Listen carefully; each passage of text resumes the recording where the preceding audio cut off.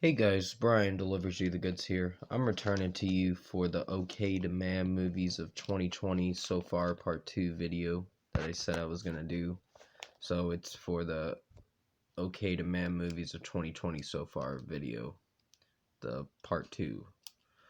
Uh so I'm going to discuss what I uh pretty much watched for these movies, and from 10 to 1 what I'm going to be talking about for each movie, and let you know my thoughts on this. So let's dive into this video. Sorry, I was getting sidetracked on what I was trying to say, so I'm like, I'm feel like I'm screwing up the video. But yeah, at number 10, we have Gretel and Hansel. This movie was meh. It's nothing special, but I found some scenes in the movie to be a little provoking at times and underwhelming, like what it's trying to do to the person watching it, to the audience and all that. But yeah, it's a man movie. It's nothing special. It's pretty dark too. It's darker than any Hansel and Gretel movie, but they mixed it around and called it Gretel and Hansel. And I'm like, eh, okay then. But it was an okay movie. So at number 10, we have Gretel and Hansel. Number 9, we have Vivarium.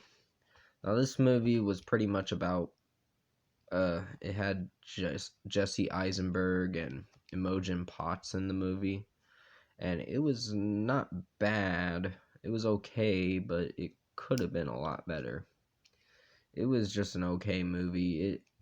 They pretty much have to find a place to live or whatever, and they stumble upon this house in this neighborhood, which the houses look exactly the same, and it's like a really weird fucking movie, kind of. And then they have to raise a child, and uh then it just gets very strange afterwards, because if you've seen this movie, you know that this movie's pretty fucking strange. But yeah, number 9, we have Vivarium. Number 8, we have Scoob.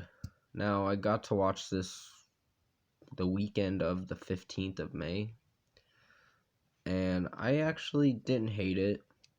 I just felt that there were some things in the movie that could have been better. Like the voice actors that played as Shaggy and others like Scoob, they weren't so great at what they were doing. They were just making the movie seem a little shitty at times. But it's an okay movie. It's nothing special. I I'd watch it again, but eh, I don't know if I would watch it again or not. But at number 8, we have Scoob. Number 7, we have Bloodshot. Now, this one wasn't bad. Pretty much, he sees his wife die in the movie that he was with for a long time, and then he gets pretty much injured himself. Well, he dies or whatever, and then they bring him back to life, but they erase most of his memories of the person that did it to his wife, and yeah, he just tries to get revenge on him, and then pretty much he finds out who the real enemy is, and they take his memories away, make him remember something completely different, like erase his memories so he could start fresh and find something else to do. So they're really fucking with his head, Vin Diesel. But yeah, it's not a bad movie. It just could have been a little better. The action scenes were alright. The ending was pretty badass, but I'd say it's an okay movie. It's nothing to write home about. But at number 7, we have Bloodshot. At number 6, we have Project Power. Now, this movie was okay. There was one character that raps in this movie, the girl or whatever, and I just didn't like her character that much. I was just really cringing at how she's pretty whiny and not really an interesting character, by the way. Towards the end, she starts to make stupid decisions in the movie, and I'm like, oh god, I'm like, this is gonna be a drag of a movie. But Joseph Gordon-Levitt and Jamie Foxx were pretty outstanding in this movie. Just the plot tended to be a little stale at times, but at the same time, it wasn't a terrible movie. It was just okay. So at number 6, we have Project Power. At number 5, we have My Spy. I'm just looking at it on my spiral notebook that I wrote it down on. My Spy was cute. It had some pretty interesting scenes, like pretty funny scenes at times. And at other times, it tended to be a little stale. And when there were serious scenes, it just felt like it wasn't as cute as I thought it'd be. But this is what we're getting for the movie, so it's okay, I guess. So Dave Bautista in it had one funny scene that I liked in the movie. If you've seen the trailer, he's like, why don't we kill her and make it look like an accident or something like that. Or something like that. It was pretty funny. I can't remember what he said, but because it's been a while since I watched it. But it was a pretty funny scene, and I really liked that. So at number 5, we have My Spy. Number 4, we have Survive the Night. Survive the Night was with Bruce Willis and Chad Michael Murray, and they weren't so bad together in the movie. It's just the plot tended to be a little stale at times, so it's not something to write home about. It's not something to talk about after you watch it. You'll be like, it was okay. It's not impressive, but I think some scenes in the movie were alright, but the main concept behind the movie just didn't strike me as good. So at number 4, we have Survive the Night. At number 3, we have Trolls World Tour. Now, this one was,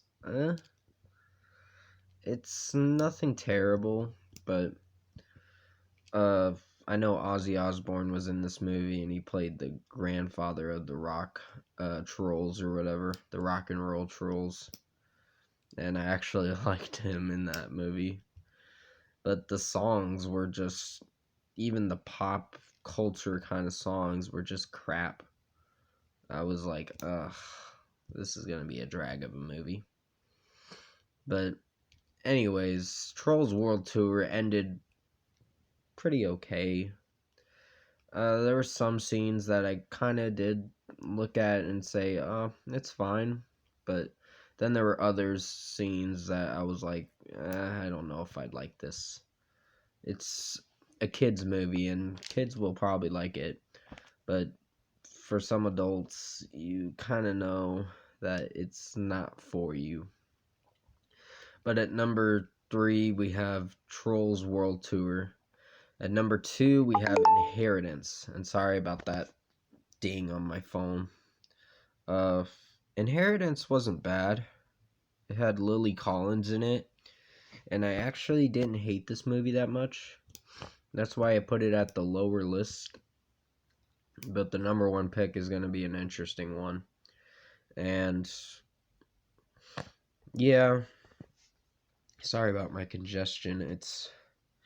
I don't know why I'm getting congested.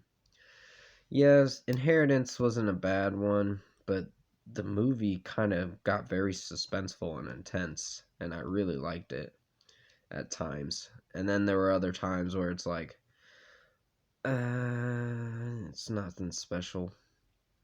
But the decisions Lily Collins made in the movie, where towards the end of the movie, was where you're like, holy shit, she just got fucked over. But yeah, at number 2 we have Inheritance. And finally at number 1, drum roll please, Tenet. Tenet would have been in my decent to good movies, but for the confusion of the plot, it tended to be in this list, unfortunately.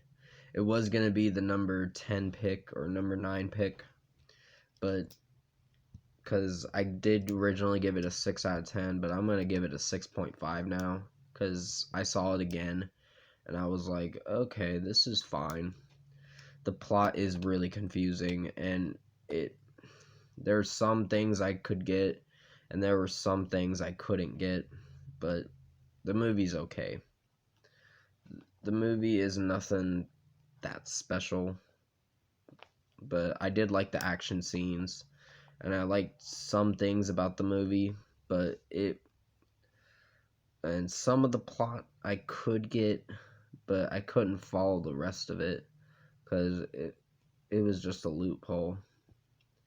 But it's a movie you'd have to watch a couple times to understand what it's about.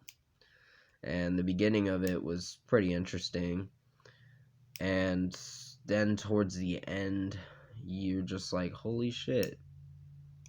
But it's an okay movie, so maybe I'd buy it, maybe I wouldn't.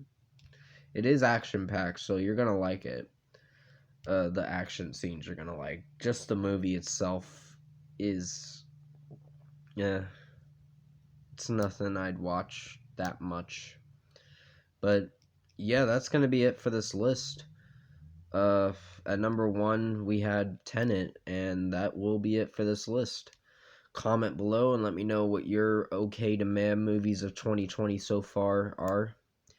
And if you liked part 2 of this okay to man movies of 2020 so far video, comment below and let me know your thoughts on it. Tap a like on this video if you liked it. Subscribe to my channel if you can to support the channel.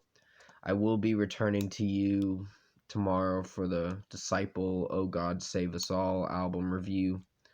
And maybe a track review, I don't know. I haven't been seeing a lot of interesting track reviews or tracks coming out or songs. I was looking on Kingdom Leaks and I wasn't really interested in most of the new songs coming out. The ones I don't care about, I was just like, I'm not interested in hearing that. But I will be returning to you for that Disciple, Oh God Save Us All album review. So definitely stay tuned for that. And the new album reviews I'm doing Friday or Thursday. Thursday and Friday. And yeah, I hope you enjoyed this okay to man movies of 2020 so far part 2 video. Stay safe, take care, and I'll see you in my next video.